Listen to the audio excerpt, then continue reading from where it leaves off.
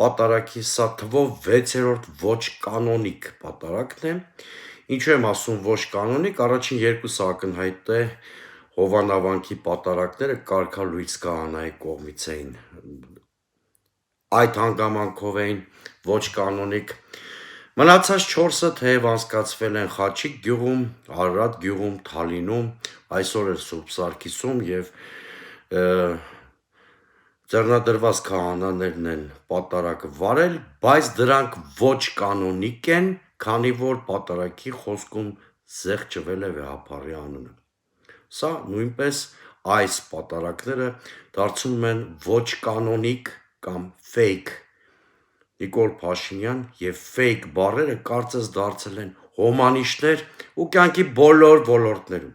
որ ոլորտում ուզում եք մատները դրեք, խաղաղությունը fake է, բարեփոխումները fake են,